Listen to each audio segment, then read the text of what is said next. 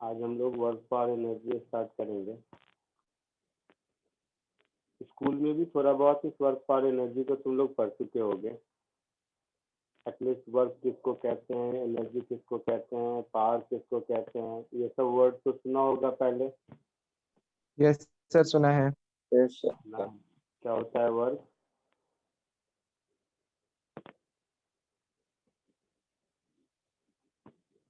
Work किसको कहते हैं बताओ?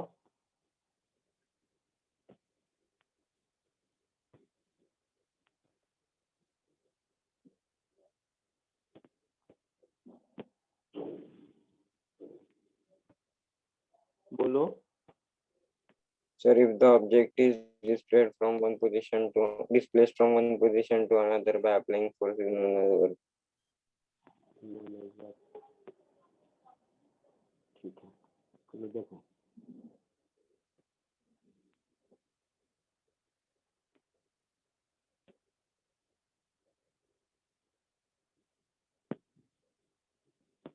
Work done by a force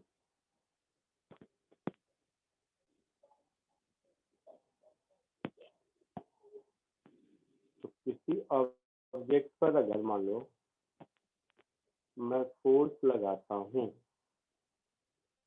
और वो ऑब्जेक्ट एक जगह से दूसरे जगह तक डिस्प्लेस हुआ मेरे फोर्स लगाने की वजह से, तो हम लोग कहते हैं कि some work has been done by the force.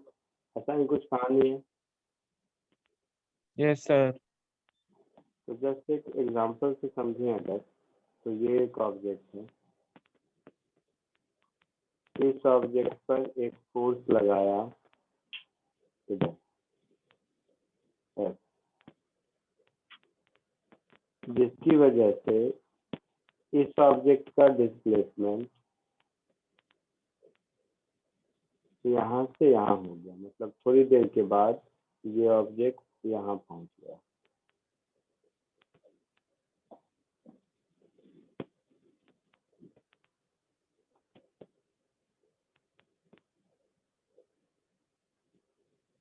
तो थोड़ी देर के बाद ये ऑब्जेक्ट अगर यहाँ पहुंच गया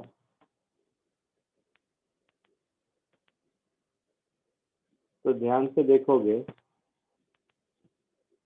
तो ये हुआ मेरा डिस्प्लेसमेंट वेक्टर। हाँ सर। अगर ये फोर्स थीटा एंगल बनाता है इस डिस्प्लेसमेंट वेक्टर से, तो हमारा कॉमन सेंस कहता है कि इस फोर्स का ये F cos F sine theta वाला कंपोनेंट सर को इस डिस्प्लेसमेंट से कोई मतलब नहीं है। इस डिस्प्लेसमेंट के लिए एफ का ये cos थीटा वाला कंपोनेंट रिस्पॉन्सिबल है ना, जो डिस्प्लेसमेंट वेक्टर के अलोंग है। हाँ यस सर है ना, क्योंकि इस एफ साइन थीटा की वजह से तो ये ऊपर जाता या कुछ हाँ भी सर। होता वाई डायरेक्शन, तो जिधर डिस्प्लेसमेंट हुआ है उधर के लिए ये एफ cos थीटा वाला फोर्स ही रिस्पॉन्सिबल है। तो मैथमेटिकली हम लोग वर्क को बोलेंगे F dot S. F dot S का मतलब हो गया F cos theta multiplied by S. A dot B, A B cos theta होता है। Yes sir. और इसी को ऐसे भी लिख सकते हैं F multiplied by S cos theta. Yes sir. तो geometrical meaning A dot B का पढ़ते थे। A dot B means vector A multiplied with component of B along A, yes sir. और other way round vector B multiplied by component of A along B. Yes तो हम sir. भी कह सकते हैं displacement multiplied by component of force along the displacement, या yes force multiplied by component of displacement along force. यही मतलब हुआ ना। एफ का वर्क डन का मतलब हो गया कि डिस्प्लेसमेंट मल्टीप्लाइड विथ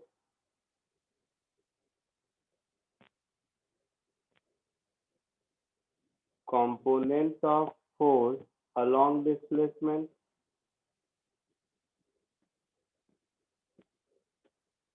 है ना, sir. और force multiplied with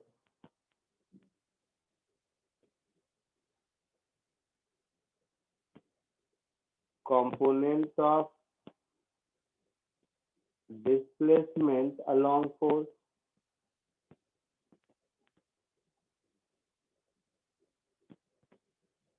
तो ये हुआ वर्क का बेसिक डेफिनेशन। ठीक है, तो वर्क का ये बेसिक डेफिनेशन आप लोग क्लास 9th-10th में पढ़ चुके होंगे। As per definition, whenever any force acting on an object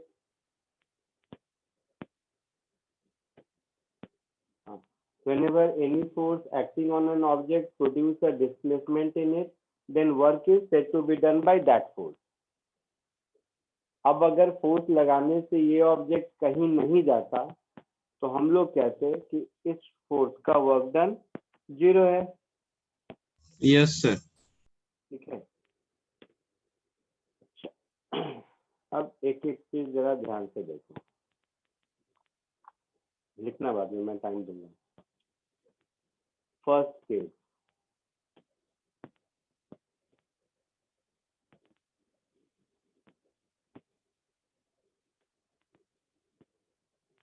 ये डिस्प्लेसमेंट है और ये फोर्स है। तो यहाँ पर फोर्स और डिस्प्लेसमेंट के बीच ये ऑब्ट्यूज एंगल है।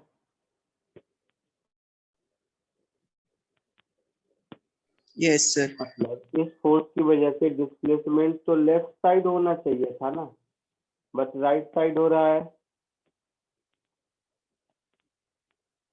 So if theta is greater than 90 degree,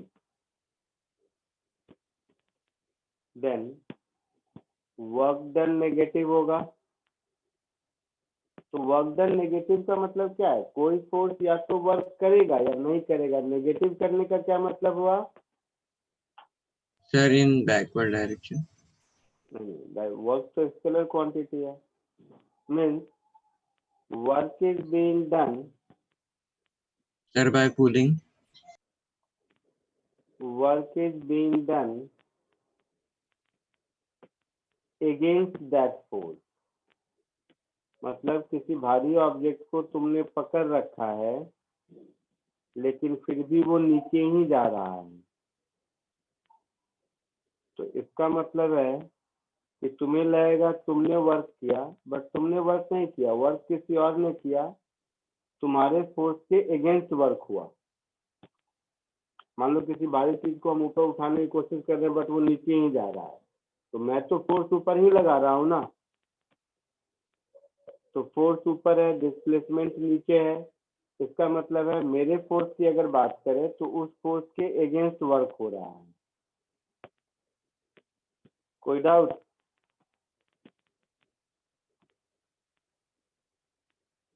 no sir. यही अगर डिस्प्लेसमेंट वेक्टर इधर है और फोर्स वेक्टर डिस्प्लेसमेंट वेक्टर के परपेंडिकुलर है,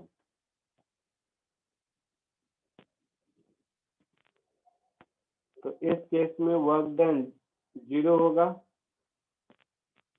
वर्क डन नहीं, वर्क डन बाई एफ। किसी दूसरे फोर्स का वर्क डन हो सकता है, मुझे मतलब नहीं है, बट इस फोर्स का वर्क डन 0 होगा। हाँ सर। हाँ सर। जैसे मैंने कहा किसी भारी चीज को मैं उठा रहा हूँ लेकिन वो नीचे जा रहा है, तो work done by me negative है, but work done by gravity तो पॉजिटिव है ना।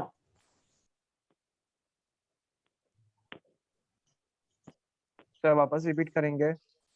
मैंने कहा कोई एक हेवी ऑब्जेक्ट है जिसको मैं फोर्स लगाकर ऊपर पुल करने की कोशिश कर रहा हूँ, बट वो ऑब्जेक्ट जा रहा है नीचे ही। तो work done by me negative होगा, work done by gravity positive होगा, हाँ सर वो होगा। है ना। तो वर्क डन कभी भी कहते हैं तो उसका सिग्निफिकेंस नहीं है जब तक हम ये स्पेसिफाई नहीं करें कि work done by which force. जैसे उस एग्जांपल में work done by me negative but work done by gravity positive. आया सर समझ में? इसमें थीटा 90 डिग्री है, से छोटा है, एक्यूट एंगल है, तो वर्क डन पॉजिटिव होगा। इसको हम लोग बोलेंगे work is being done by the force. कोई दिक्कत? नहीं सर। No sir. सर हाँ, तो सर बोल सकते हैं कि वर्क एक सब्जेक्टिव प्रॉपर्टी है। सब्जेक्टिव प्रॉपर्टी मैंने सुना नहीं, इसका मतलब होता है सर मतलब ऐसा चीज जो पर्सन टू पर्सन डिपेंड कर रहा है वो सब। पर्सन टू पर्सन नहीं, पर्सन टू पर्सन का तो मतलब जैसे है। सब्जेक्टिव ऑब्जेक्टिव पेपर्स होते हैं वैसा मुझे बताया गया है हाँ, सर। तो सब्जेक्टिव ऑब्जेक्टिव पेपर हुआ। तो वर्क डन जब तक हम लोग एसोसिएट नहीं करेंगे बाय विच फोर्स, तब तक कंप्लीट मीनिंग नहीं है। टोटल वर्क डन भी होता है, देखेंगे। तो ये हुआ, ये हुआ, ये हुआ। ठीक है, पहले इतना कॉपी कर लो फिर आगे बढ़ते हैं।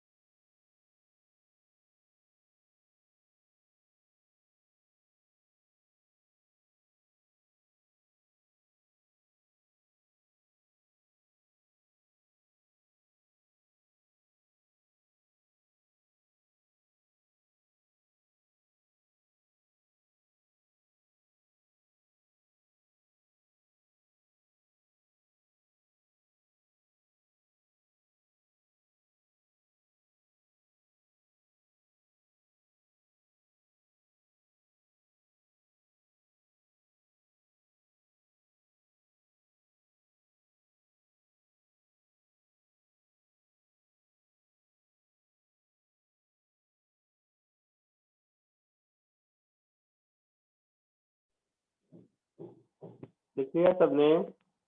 Yes, हाँ sir. सर, तो हो गया। सर एक मिनट लास्ट वाले पे। जल्दी कीजिए।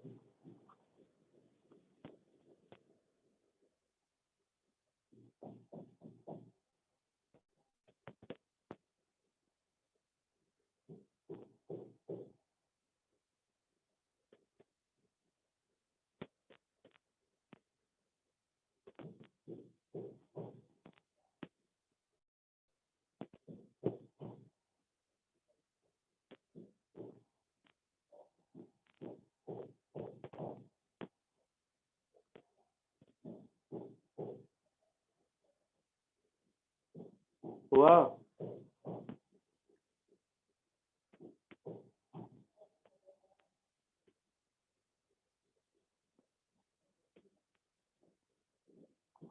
Yes, sir. आगे बढ़े?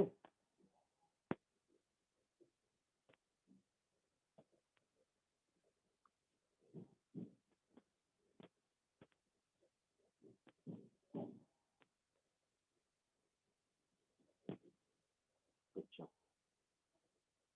तो कॉमन सेंस से वर्क डन स्केलर क्वांटिटी है।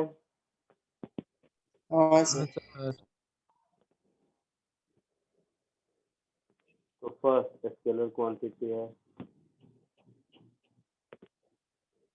इसका यूनिट क्या होगा? Joule sir. Newton metre, force into displacement वही होगा।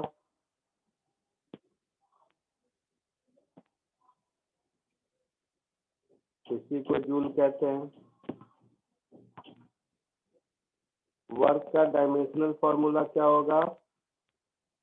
M1 L square T raise to -2। तो ये सब कॉमन सेंस आप लोगों को आता होगा, ठीक है। Yes, sir. तो वर्क डन बाय फोर्स से रिलेटेड जस्ट एक छोटा सा क्वेश्चन कीजिए। क्या सर? मैंने कहा एक क्वेश्चन करो।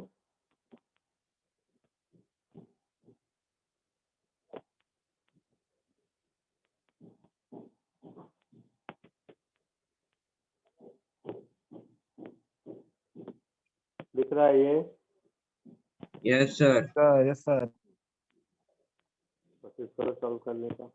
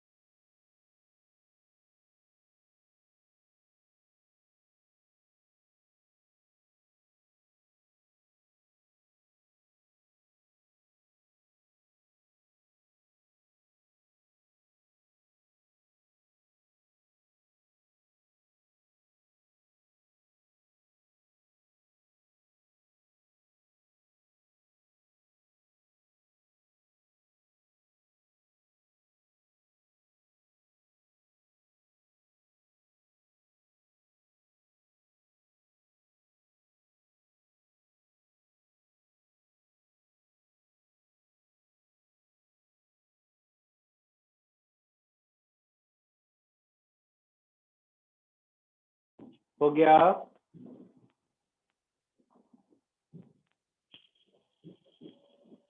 बोलो हो गया?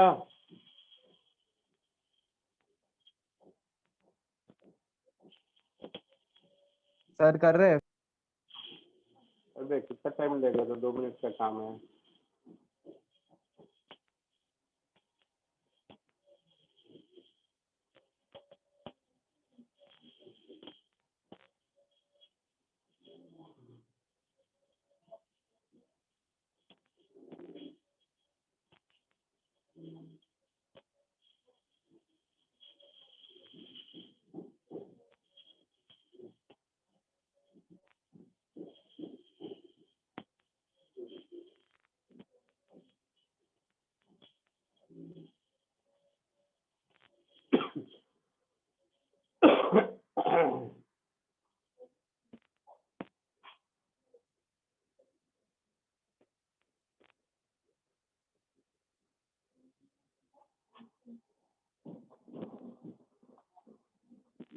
देखो इधर लिखा हुआ है कि यूनिफॉर्म वेलोसिटी से जाता है।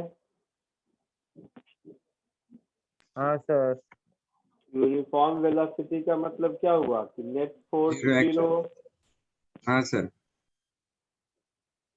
तो ये हुआ एफ कॉस थीटा और ये हुआ एफ साइन थीटा। हुआ ऐसा?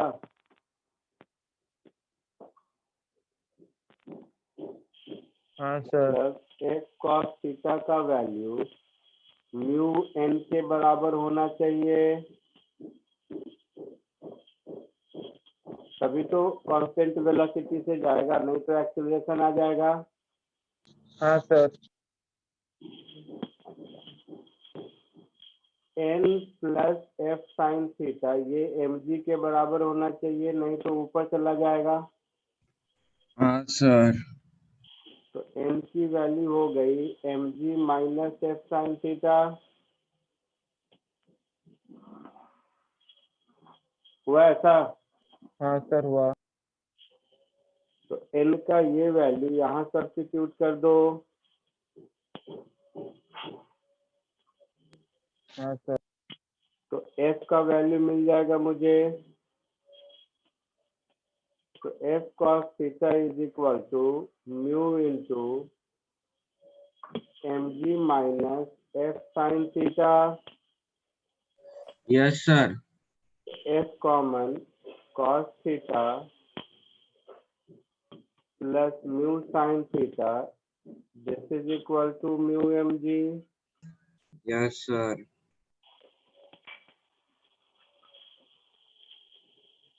तो एफ कितना हो गया?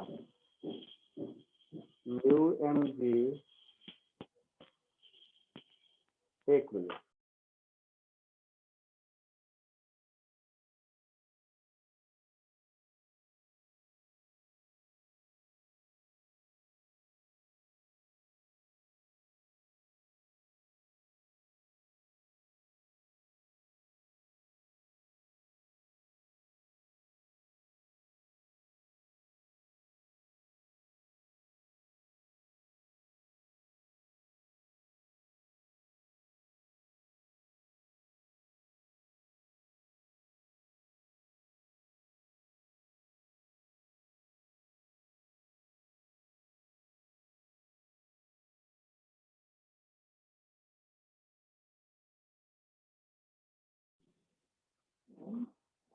तो यहाँ से एफ की वैल्यू मिल जाएगी mu M G upon cos theta plus mu sine theta. होगा? Yes sir. होगा सर। तो वर्क डन मेरा क्या हो जाएगा? F cos theta into D.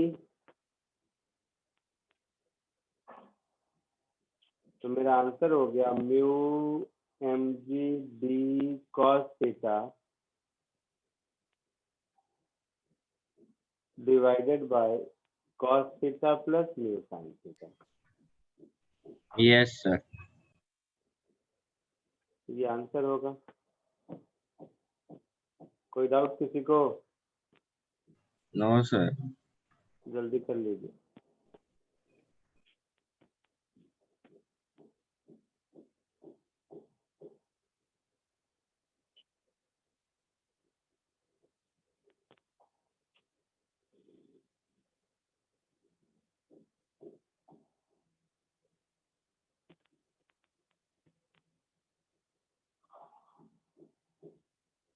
आगे बढ़ो।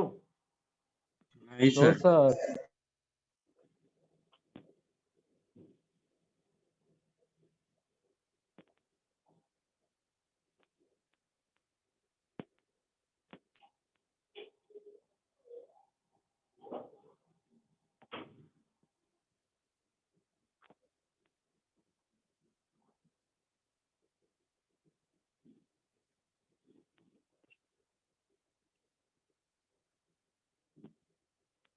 तो दूसरा करो।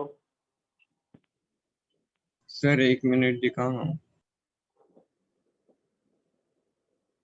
क्या दिखाना है? एकदम सिंपल क्वेश्चन कर रहे हैं, क्या बताऊं।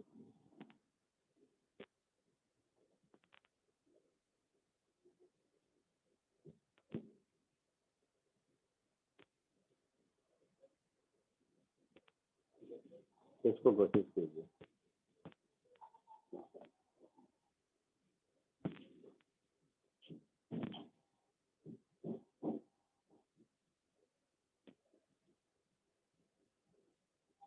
चलो पुराना कॉपी करना जिसको बचिया वो भी कर लो और इसको कोशिश करो।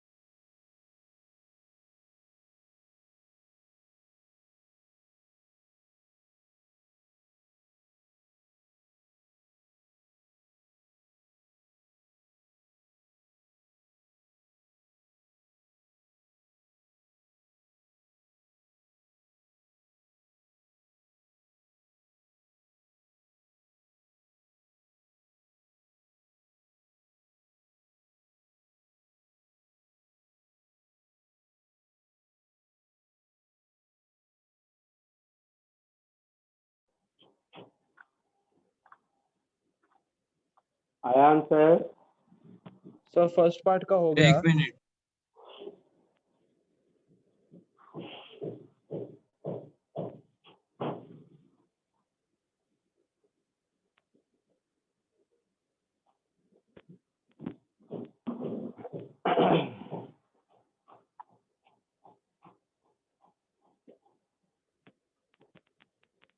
हाँ, एकदम आसान है।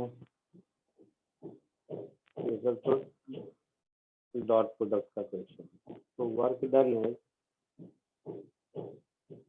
सर हमें वेक्टर डॉट प्रोडक्ट यूज करना है ना? एफ डॉट एस करोगे तो 5 इंटू 2 10, 3 प्लस 2 6, तो 16 जूल आंसर। हाँ सर बराबर। वही है सर। इसमें क्या है, सबसे आसान है बी पार्ट। ए पार्ट में तो वेक्टर का क्वेश्चन है, मैग्नीट्यूड ऑफ डिस्प्लेसमेंट क्या हो जाएगा, under root 2 square plus 3 square.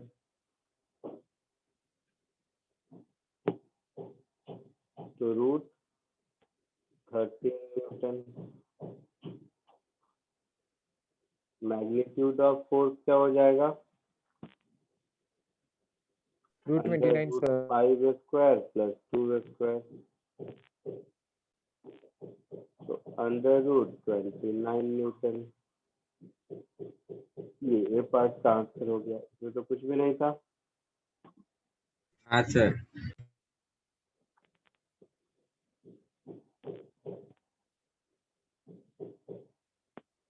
Next एक और।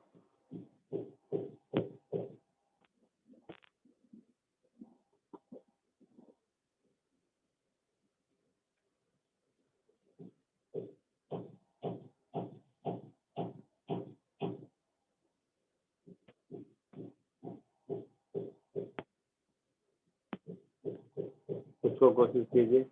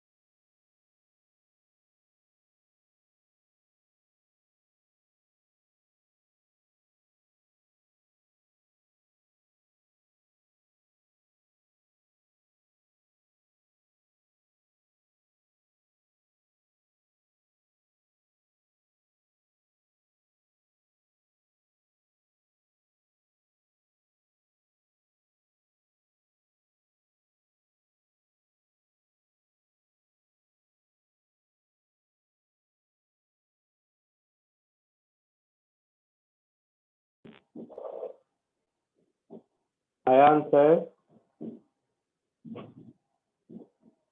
No, sir. 1 minute.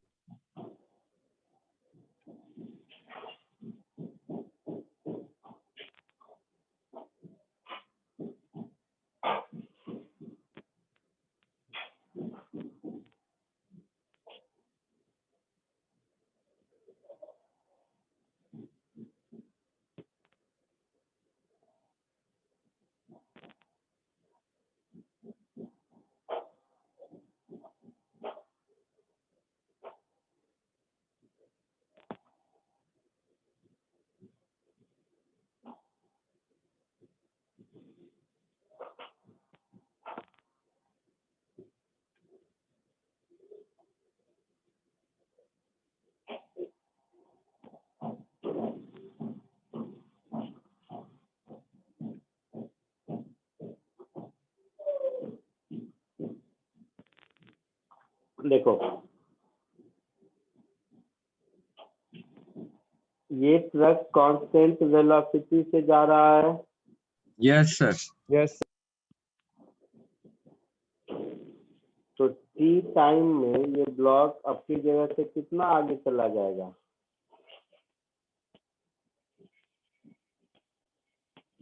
v VT। Into, हाँ सर। और इस पूरे प्रोसेस में friction force up the incline लगेगा, हाँ सर।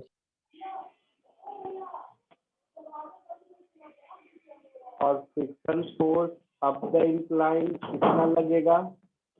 तो क्वेश्चन में कह रहा है कि ऑब्जेक्ट नीचे नहीं गिरता है, मतलब ये mg sin थीटा के बराबर ही होगा,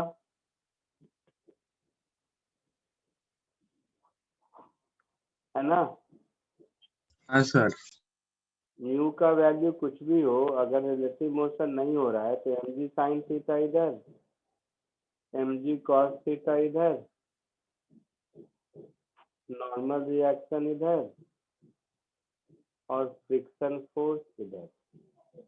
तो अगर ऑब्जेक्ट रेस्ट पर है तो इस फ्रिक्शन फोर्स की वैल्यू mg sin थीटा के बराबर होगी। होगी Yes, सर। sir. हाँ सर। और ये एंगल कितना हो जाएगा? 180 minus. Five minus theta. हाँ सर. तो वर्क डन बाय फ्रिक्शन कितना होगा? Force, that is mg sin theta into displacement, that is vt, into cos of angle between them, that is cos phi minus theta।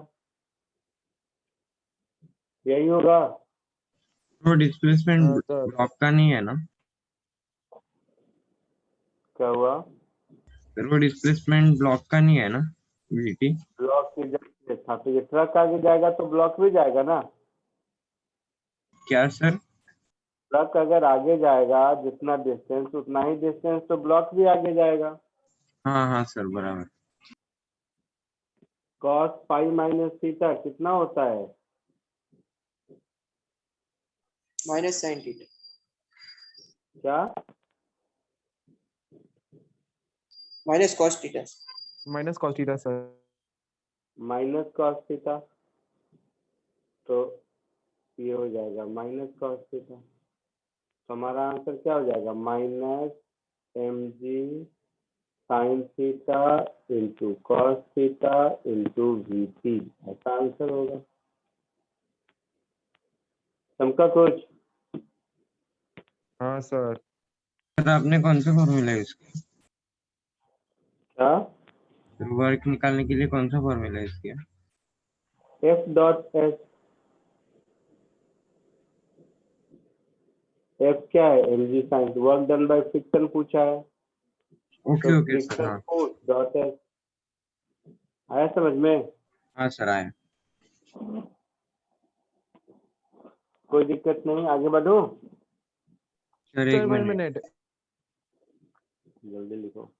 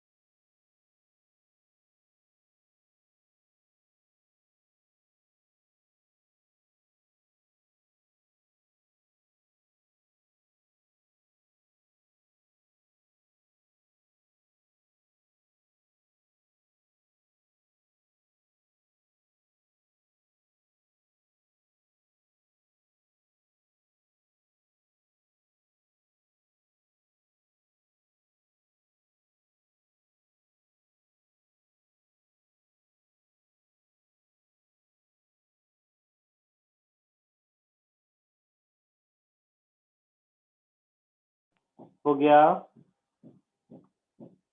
Yes sir, हो गया। हाँ sir. Next पहले तो common sense है। यही सोचो कि अगर फोर्स हमारा वेरिएबल हो तो क्या होगा। So work done bye a variable force,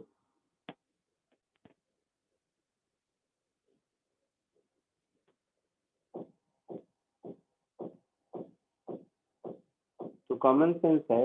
इस केस में वर्क डन मेरा क्या होगा, अगर फोर्स वेरी करता है तो F डॉट dr का integral from initial position to final position ऐसा होगा।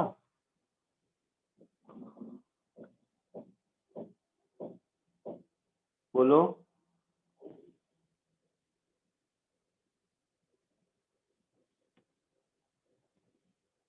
नहीं समझा। अगर नहीं फोर्स समझा। ऑफ एक्शन कांस्टेंट नहीं है, वेरिएबल है, तो उस केस में वर्क डन कैसे निकालेंगे, ऐसे निकालेंगे। एक एग्जांपल देता हूँ। लॉज ऑफ मोशन में स्प्रिंग फोर्स तो पढ़ा होगा आप लोगों ने। कौन सा सर?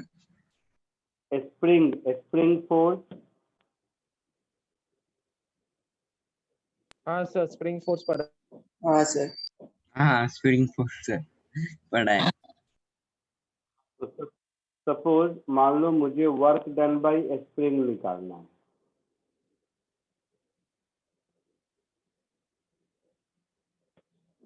मीन्स ये एक स्प्रिंग है जिस स्प्रिंग का स्प्रिंग कांस्टेंट k है और इसके साथ ये एक ऑब्जेक्ट अटैच है। अब अगर इस ऑब्जेक्ट को यहां से पुल करके यहां ले गया, मान लो यहां से यहां तक x0 डिस्टेंस पुल करके ले गया, कोई मुझसे पूछे वर्क डन बाय स्प्रिंग कितना होगा, तो स्प्रिंग फोर्स तो डिपेंड करता है एक्सटेंशन कितना है, हर वक्त अलग अलग लग रहा होगा। हाँ सर, उस पे डिस्प्लेसमेंट में डिपेंड कर रहा है। तो सपोज एक्सटेंशन जिस समय x है उस समय स्प्रिंग फोर्स इधर लगेगा kx। हाँ सर। तो अगर जिस समय डिस्प्लेसमेंट x है उस समय फर्दर डिस्प्लेसमेंट dx में जो dw होगा वो क्या हो जाएगा, s स्प्रिंग डॉट dx। तो s स्प्रिंग की वैल्यू kx है। हाँ सर। तो f स्प्रिंग की वैल्यू हो गई kx, ये हो गया dx। अब स्प्रिंग फोर्स और डिस्प्लेसमेंट दोनों एक दूसरे के अपोजिट है तो cos 180 डिग्री है ना, kx इधर लग रहा है और dx डिस्प्लेसमेंट इधर है, तो फोर्स और डिस्प्लेसमेंट के बीच का एंगल 180 डिग्री हो गया। हो गया सर। हाँ सर। तो ये हो गया माइनस kx dx।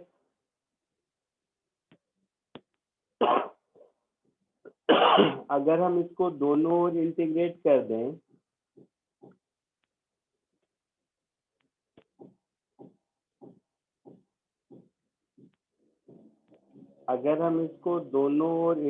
कर दें तो minus integral of kx dx from x is equal to 0 to x0 ऐसा होगा। हाँ सर। हाँ सर। तो ये कुछ ऐसा हो जाएगा minus 1/2 k x0 square. Yes sir. तो ये एक एग्जांपल हुआ वेरिएबल फोर्स का। वैसे कहीं भी अगर फोर्स वेरिएबल है और मुझे उस फोर्स का वर्क डन निकालना है तो हम लोग इस इंटीग्रेशन वाले मेथड को यूज करेंगे। ये कोई फॉर्मूला नहीं, कॉमन सेंस है। क्लियर है? Yes, sir. सर कॉपी कर लो, फिर कुछ एग्जांपल इसके देखते हैं।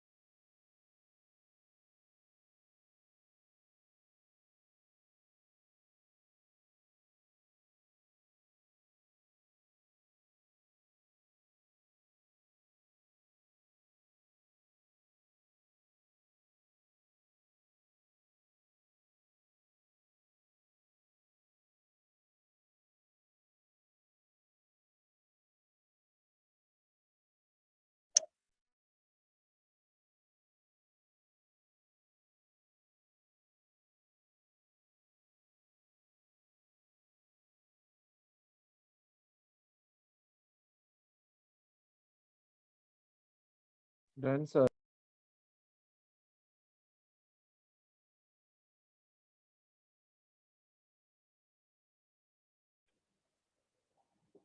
हो गया। Yes sir. तो ये वेरिएबल फोर्स से रिलेटेड एक आध क्वेश्चन करो।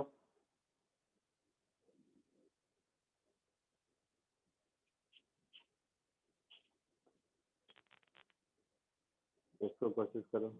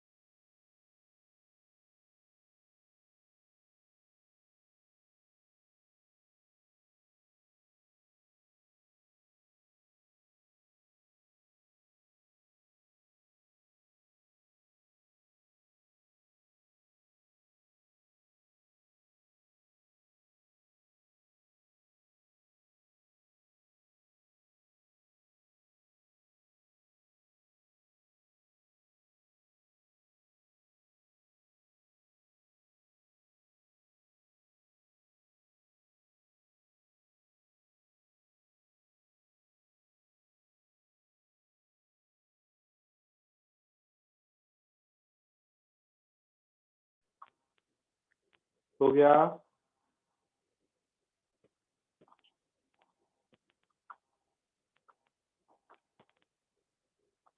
बोलो।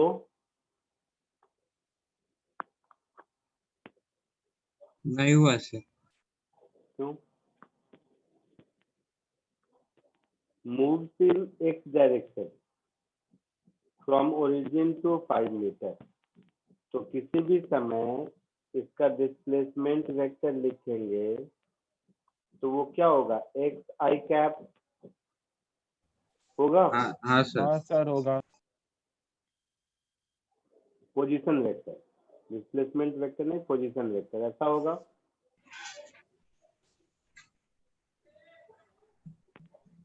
तो कोई फर्दर, जब एक्स पोजीशन पर है तो फर्दर डिस्प्लेसमेंट dx में dw क्या हो जाएगा?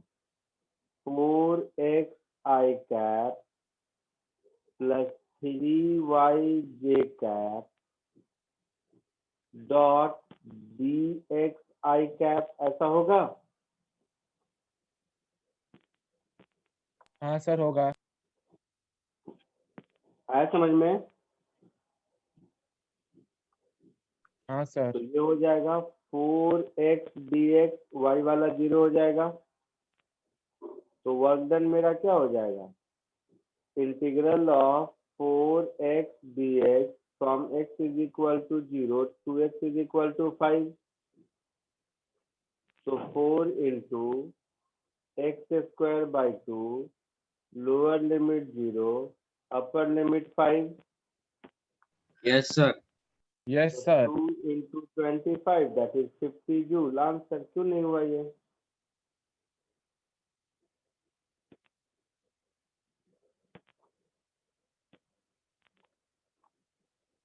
आया समझ में? हाँ सर समझा हाँ सर समझा. आगे बढ़े? सर 1 मिनट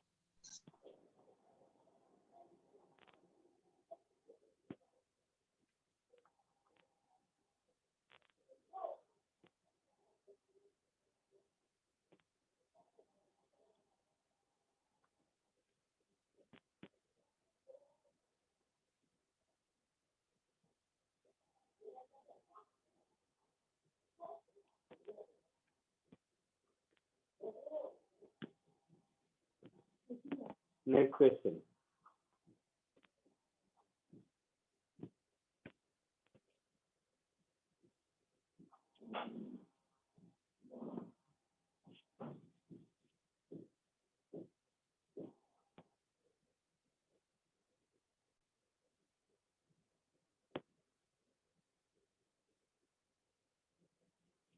सर 1 मिनट ऊपर लो ना.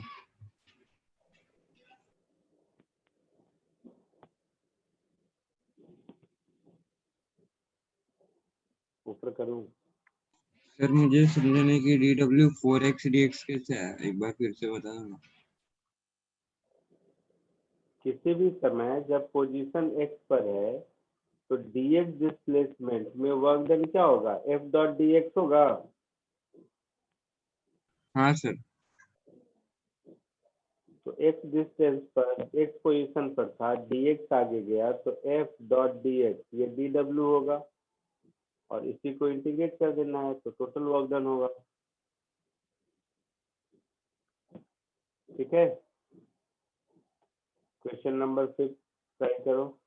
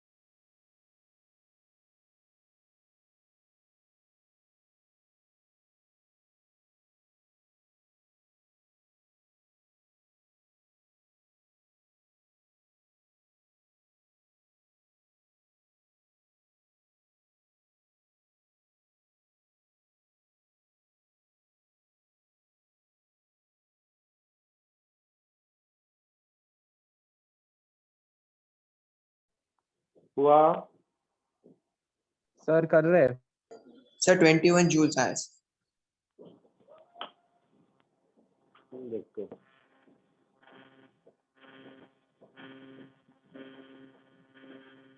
और किसी को सेवा कराया है?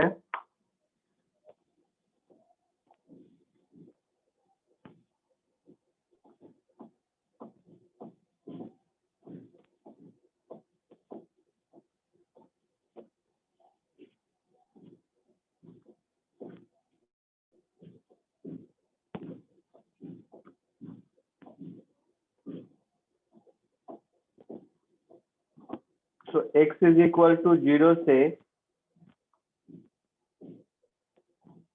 x is equal to 2 गया है और फोर्स लग रहा है 0.5 x प्लस 10 न्यूटन। तो जैसा पहले सॉल्व किया था सिंपल वही कहानी है, यस सर। Yes sir. है ना? 21 जूल करेक्ट आंसर है।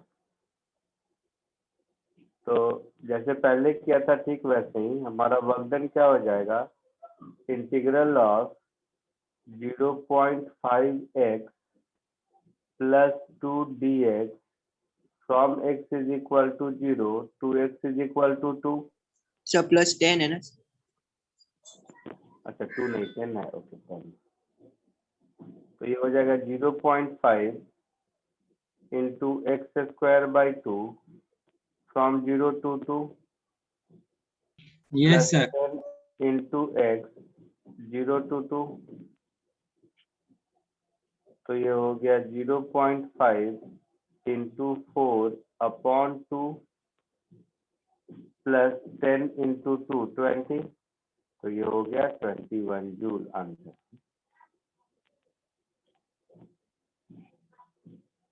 ठीक है सर हाँ। तो सर मतलब है कि दोनों वेक्टर्स क्या का एंगल 0 है क्या उनके बीच में? तुम बताओ।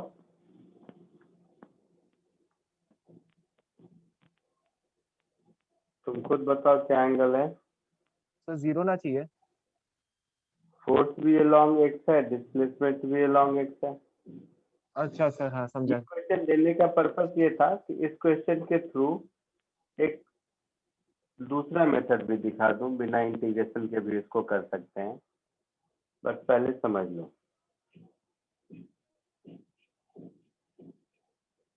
कभी भी अगर आपको फोर्स वर्सेस डिस्प्लेसमेंट ग्राफ दिया हुआ हो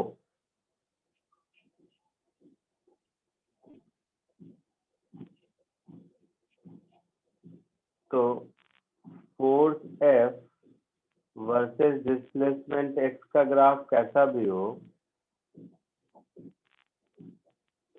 ये अगर इसका इनिशियल पोजीशन है और ये अगर इसका फाइनल पोजीशन है, तो ये एरिया अंडर कर्व जो भी होगा ये f dx from initial to final position इसी के बराबर होगा, which is nothing but work done.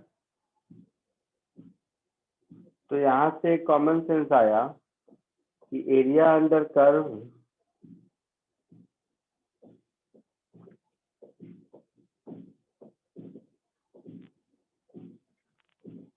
Of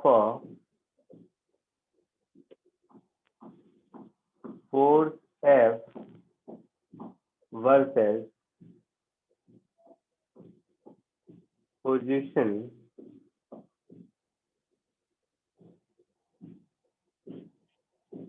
graph between two position limits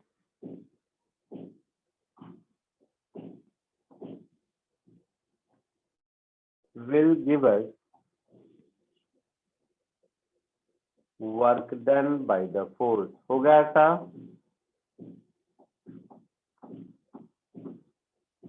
है ना? क्योंकि इंटीग्रल y dx y equal to F x का एरिया अंडर कर्व ही होता है। कोई डाउट किसी को? No sir. तो इसी नोट के बेसिस पर पिछले क्वेश्चन का अगर एक अल्टरनेटिव मेथड देखोगे तो देखो, तो पिछले क्वेश्चन में फोर्स क्या दिया हुआ है? 0.5x plus 10. 0.5x plus 10। तो 0.5x प्लस 10 का अगर ग्राफ ड्रॉ करोगे तो ये स्ट्रेट लाइन होगा ऐसा। हाँ x सर। इक्वल टू 0 पर इसकी वैल्यू 0.5 न्यूटन और x इज इक्वल टू 2 पर इसकी वैल्यू 11 न्यूटन।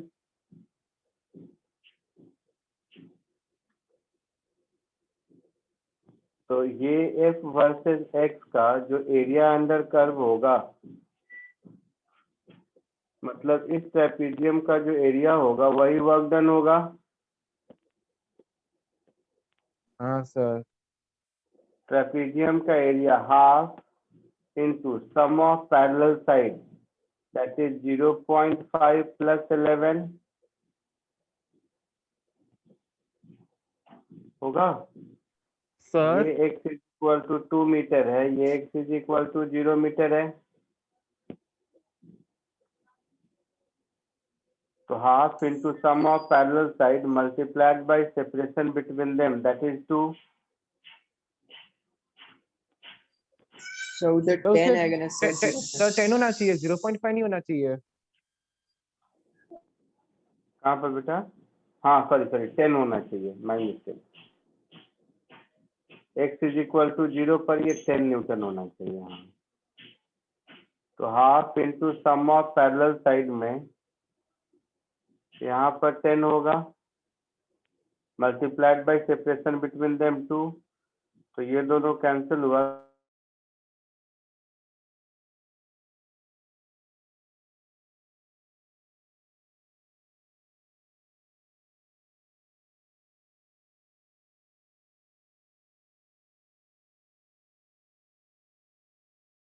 अगर फोर्स कांस्टेंट होता।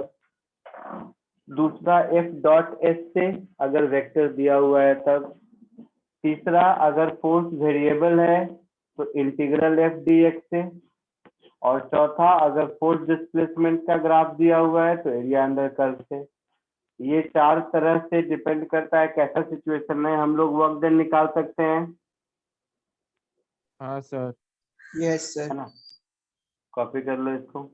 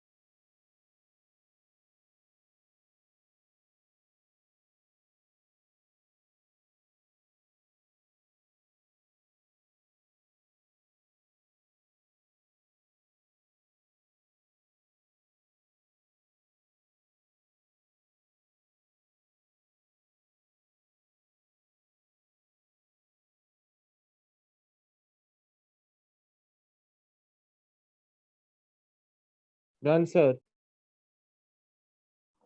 बोलो। हो गया सर। हो गया, आगे बढ़ूं? Yes sir.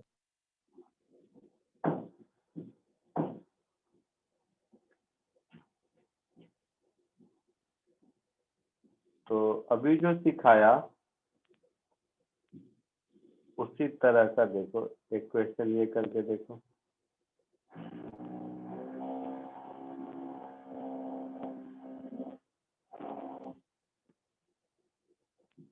कौन सा होगा? क्वेश्चन नंबर 6 होगा ना? हाँ हाँ सर। सर।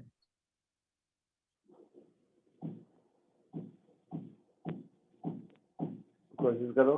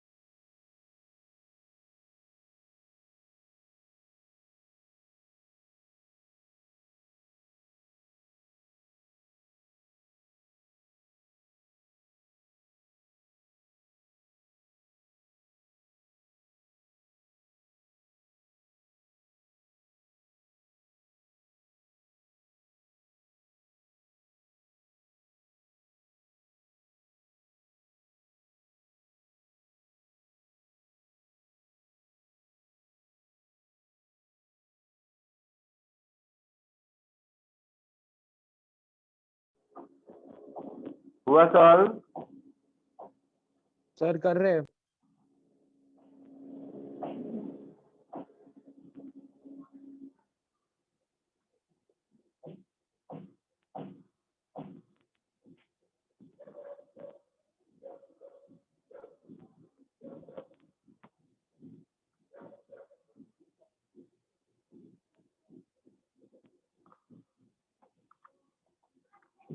देखो ये ऐसे नहीं होगा, थोड़ा सा इसमें काइनेमेटिक्स का भी दिमाग लगाना होगा। Force as a function of time दिया है, तो यहाँ से sir. एक्सीलरेशन मिलेगा force upon mass, Yes, sir.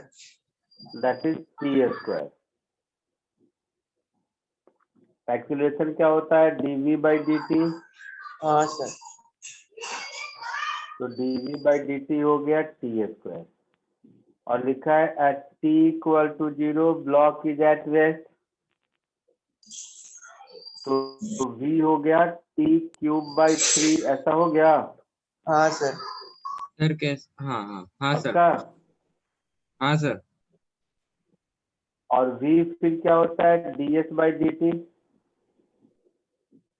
तो ds/dt हो गया t³/3। तो s हो गया t4/12। Sir. हाँ सर।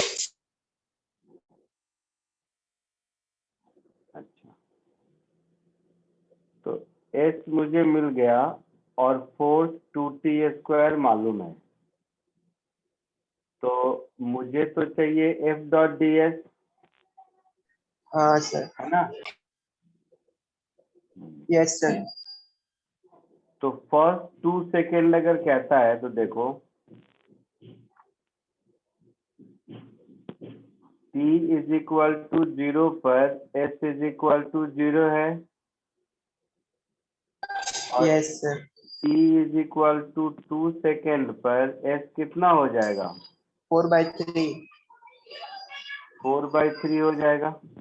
Sir. अब अगर मुझे f as a function of s मिल जाए तो हमारा काम चलेगा। Yes sir. तो f है 2t²। तो देखो अब यहीं पे थोड़ा समझना है। f है मेरा 2t²। यहाँ पर t4 इज 12s। तो t² को हम √12s लिख सकते हैं। Sir. अच्छा, तो वर्क डन मेरा क्या हो जाएगा?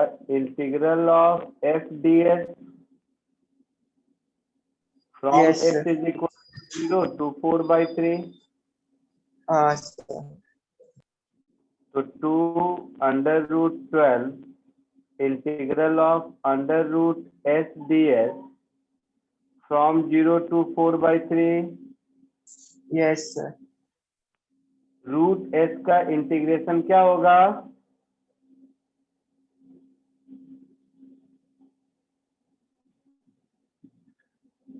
√s का इंटीग्रेशन क्या होगा?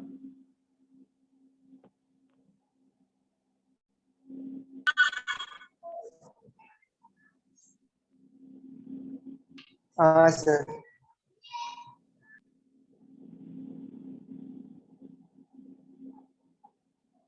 तो ये हो गया 4/3, इधर हो गया √12 और इधर हो गया 4/3 to the power 3/2। तो ये हो गया 4/3 √12 और ये हो गया √4³/3³, ऐसा हुआ। हाँ सर बराबर। तो 4/3 रूट के अंदर 12 × 64/27, ऐसा कुछ होगा।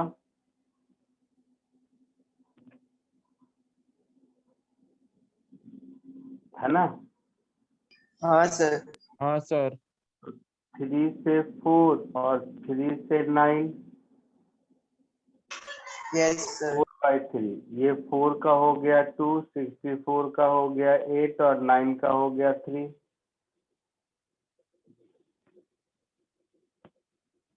तो टोटल कितना हो गया? 64 अपॉन 9, 64 अपॉन 9 जूल, ये हमारा आंसर होगा। आया समझ में? हाँ सर समझा। Yes, sir. कॉपी कर लो इसको।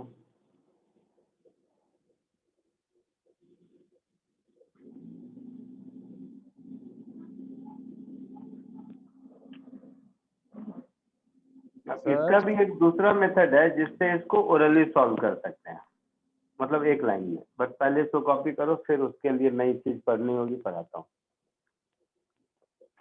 अब बोलो, कोई कुछ पूछ रहा था? सर ऐसा कर वो सर वो 3 काइनेमेटिकल इक्वेशन यूज कर सकते थे क्या उसके लिए? अगर एक्सेलरेशन पता चल गया हो तो डिस्प्लेसमेंट भी मिल जाएगा 2 सेकंड में कितना होगा। एक्सीलरेशन कांस्टेंट कहाँ है? एक्सीलरेशन वेरिएबल है ना। अच्छा सर।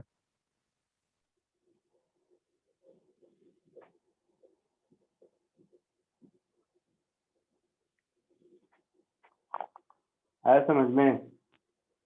हाँ सर।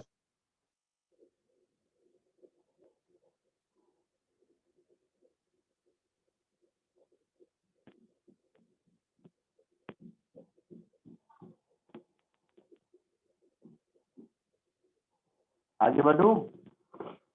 No sir.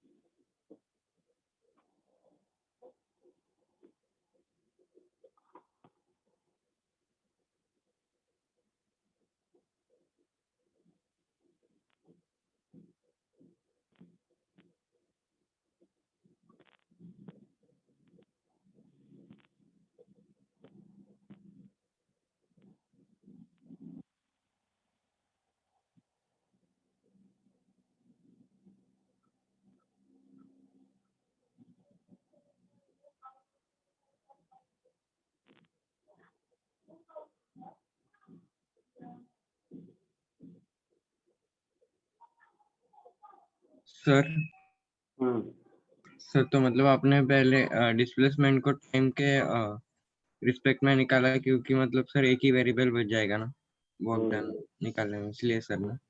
हम्म।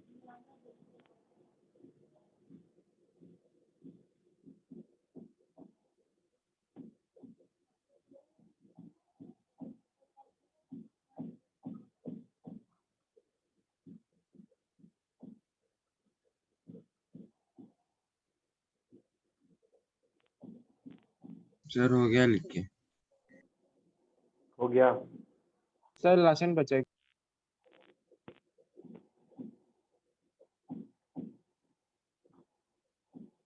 अच्छा, टाइम भी हो गया, ठीक है। चलो बाकी लोग लिख लिख के निकलते चलिए। आज के लिए इतना ही। नेक्स्ट लेक्चर में वर्क एनर्जी थ्योरम पढ़ेंगे। Okay sir. Okay, sir. Nice. Work energy theorem पढ़ने के बाद ये क्वेश्चन वन लाइनर हो जाएगा। कैसे देखते हैं? सर इसके लिए वो उसका जो दूसरा मेथड उसमें है क्या सर? हम्म। अच्छा सर, अगर सपोज क्वेश्चन में इनिशियल वेलोसिटी स्पेसिफाइड नहीं हुआ है तो क्या हमें अजम्पशन लेना है कि वो बॉडी रेस्ट में, अगर वो भी नहीं दिया है तो? नहीं नहीं, दिया हुआ स्पेसिफाई कैसे नहीं है? कैसे नहीं है? क्वेश्चन में तो दिया हुआ है स्टार्टेड फ्रॉम रेस्ट। नहीं नहीं सर, कोई भी क्वेश्चन में नहीं नहीं, ऐसा नहीं होगा कि नहीं दिया होगा। अच्छा सर, समझा। Thank you sir. Bye sir. Bye. Thank you, sir. Bye, sir.